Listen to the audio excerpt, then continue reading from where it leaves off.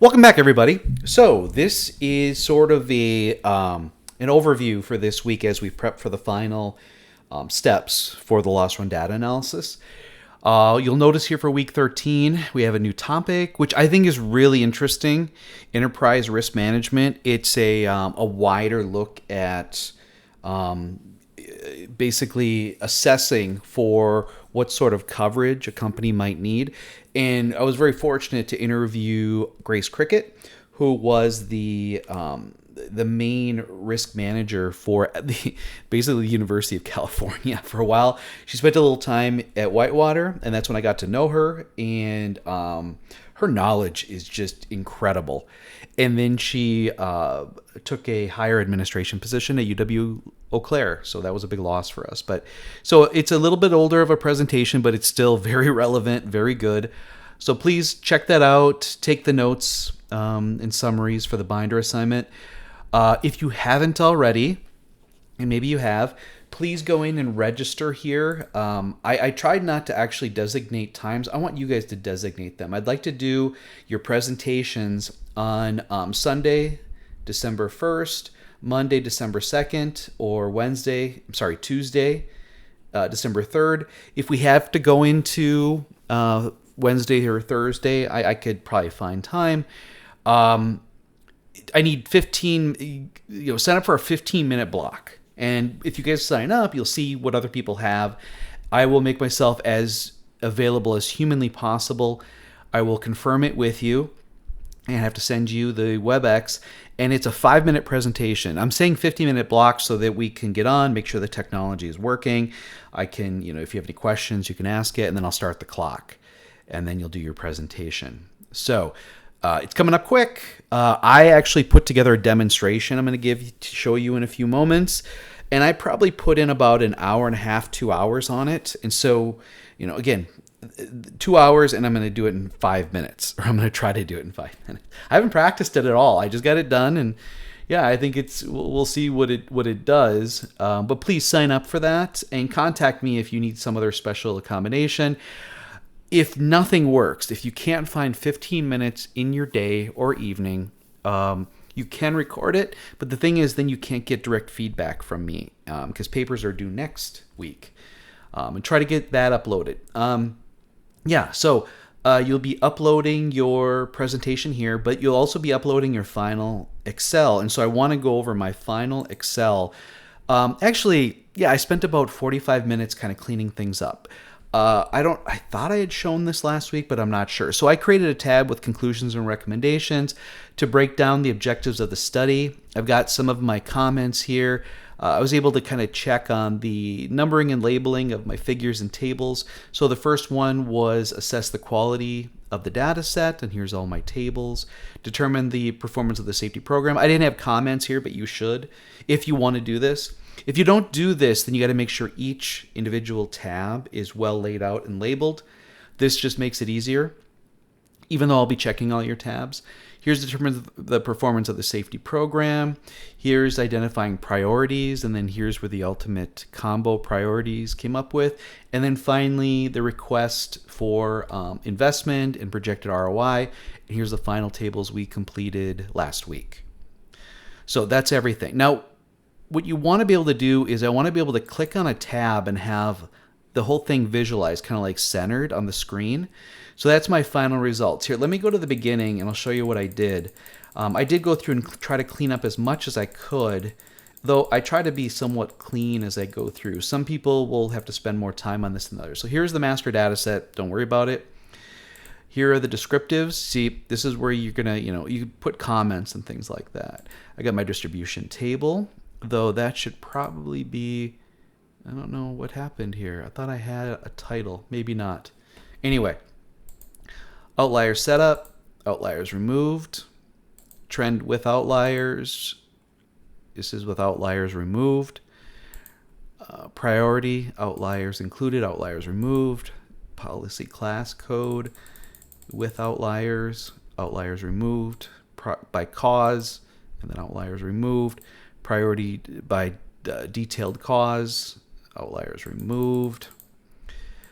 The forecasted losses overall for company-wide, That's including outliers. This is outliers removed. No, this is included. Oh, this is just poinette included. And then the breakdown. I didn't color these because these are kind of setups for when the outliers are removed. Let's see. A lot of setup. That was last week when we had the marathon session. All right, here we go. So these are the important ones. So I've got a table 8. I've got everything here. I've got my figures that demonstrates how I calculated that, and also the annual averages. This is just for poinette. This is for poinette 3076, poinette 3179. You see how I'm clicking and it doesn't change that much, the kind of the position of things. This one probably should have been right there. When you position it, if you save it, it usually holds it in that spot. That's the way I've always done it. And then I also made sure that everything here is correct. Some of you didn't have that. So poinette 3076, this is poinette 3179, this is poinette 3076 manual material handling, and so on. And I would like to be able to just click through your work like this, and I should be able to just glance at it and see if it's correct. Just make sure that everything was done, and then we got the final results, and you'll have all these things down here, but this is all up here, and that brings us to the conclusions again. So that's what I want you to do with your final Excel table. Get it all clean and presented well. And then, again, as you go through, make sure you're saving it as the final, making sure the pages are as centered as possible. So when I click through, it's really easy to follow. Okay. And I should see your work. So that's the Excel. So get that done and upload it. And then I'll be grading those for the final submission. Right there. Now let's get to the PowerPoint. You need to be very judicious with how you're going to be putting this together. The work I put into the Excel made it very easy. And I also, as I was kind of coming up with my message that I want to get to management, had to make sure. So this is the folder. This is where you upload your PowerPoint. I had lost that for a second. All right. So presentation is very important. Here, I chose, something that's visually pleasing. I don't know. I think I had picked a theme of like data analysis or maybe just data. And I was like, oh, that's kind of cool. And then kind of put together my objectives for the presentation and then the study justification. What is work comp? And I don't want to get too ahead of myself. So I'm going to go ahead and I'm going to kind of start at a certain 8-minute mark here. Swap and go. Thank you all for your time. My name is I'll just say Dr. Lusheen. I'm a loss control consultant, and this is the results and recommendations from a study I'd performed using work comp claim data or loss run data analysis. The objectives is I'm going to kind of give you an overview of what the sort of the background is for why we can do this type of work and arrive at the recommendations. I'm going to kind of show you the main elements of the steps of the study, and then finally getting to what I'm going to be asking of you today. Basically, in order to have a comprehensive and effective safety program, you need worker participation. And that provides insights that we can't gain from your traditional assessment of the work environment. I also have to make the assumption that injuries are not purposefully done by the workers. They're more focusing on getting their work done, and that it's actual deficiencies in the work system itself that's affecting the worker and how they behave and the decisions they make. So therefore, if we can analyze a multi-year set of injury reports or work comp claims, we should be able to tease out and find out through a study of frequency and severity where things continue to occur. And then if we can go to those locations, jobs, tasks, and study the causes, we want to actually redesign things, fix things to mitigate that which is causing the behaviors or causing the failures. And by doing so, we should be able to reduce the occurrences. We will have a more engaged workforce, and we should be able to have people be more successful in their everyday work versus the minor failures or the shortcuts they're performing to get the job done. Work comp, this is, it's required for every company in order to function. But when someone gets hurt, an analysis or a study, investigation's done, in order for the medical bills and wage replacements to be done, we have to file a work comp claim as soon as possible and submit what our investigation has. And then it's somewhat monitored. Now, we can be more aggressive in our monitoring and more in depth with our investigation to collect more quality data, more details, to give us a better understanding of what might have led to it.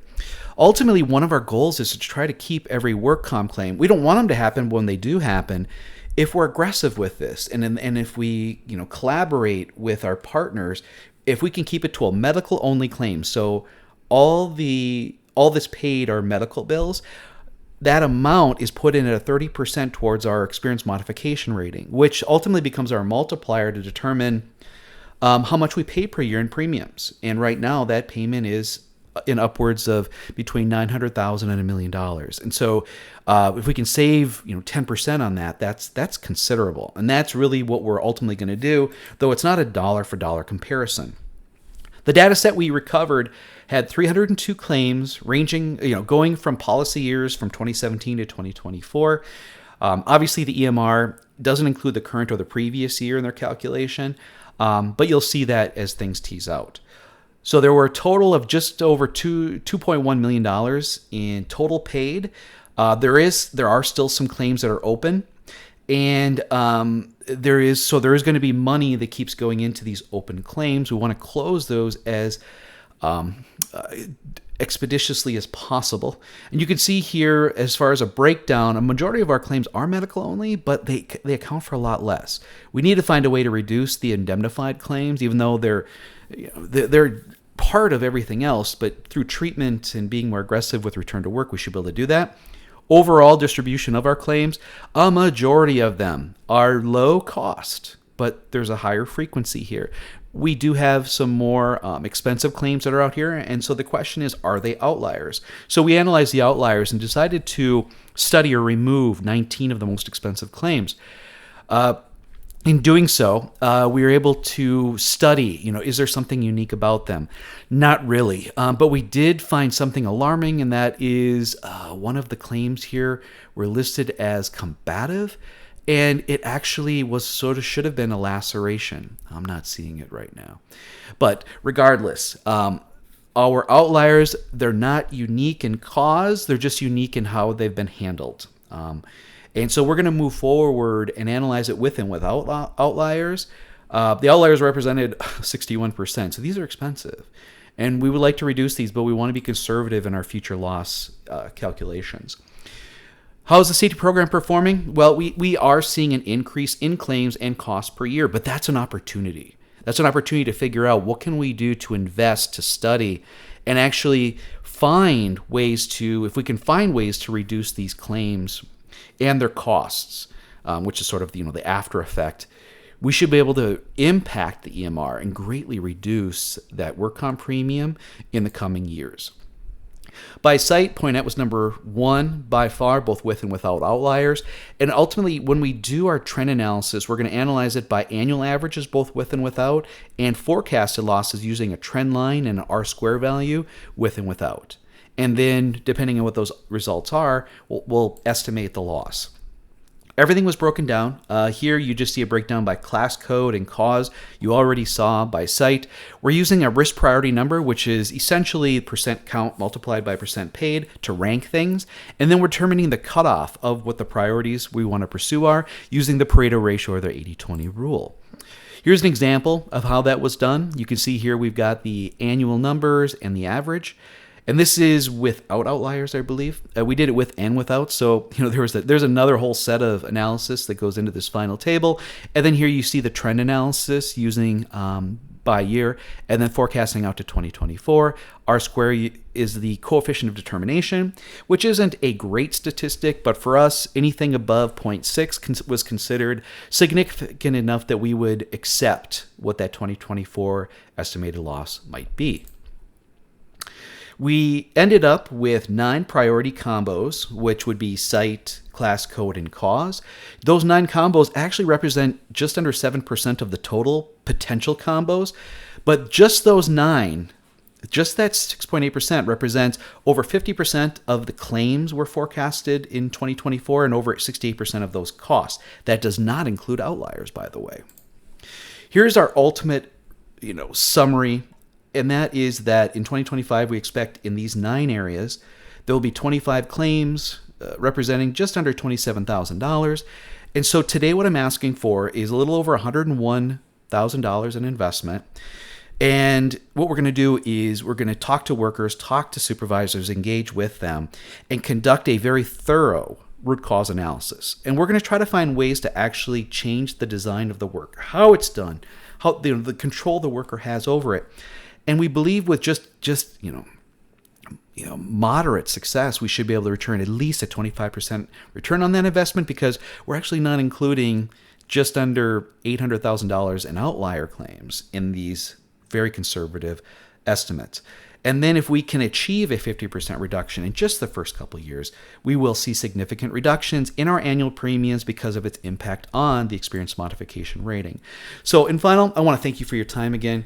I think that we have a great opportunity here. That $100,000 investment will be paying off year over year over year as we see, stepwise reductions in our work comp claims. We will have more engagement with our workers. They should be able to, not only have more satisfaction from their job, but be more effective in their job, which is something we know we all need, and that definitely affects the bottom line. I thank you for your time today.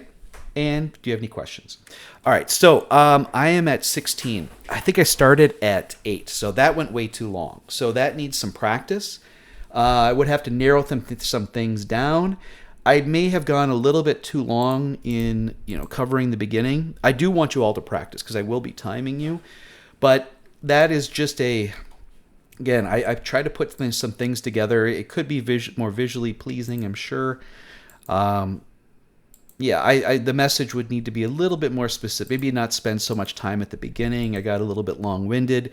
Maybe go a little bit quicker here because people can read things faster than you can cover them.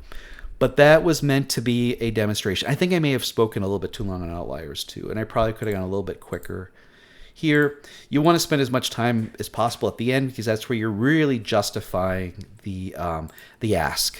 You want to get their investment. You're going to tell them what you're going to do with it, but you don't have any solutions yet. You just have what you're going to do and what that result could be. So that's it for my overview.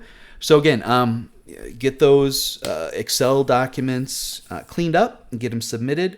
Sign up for your presentation and then work on your PowerPoint. At the end of your PowerPoint, I'll try to give you some feedback on things you really want to focus on for your write-up. And next week, I will have a video like this, kind of breaking down the write-up.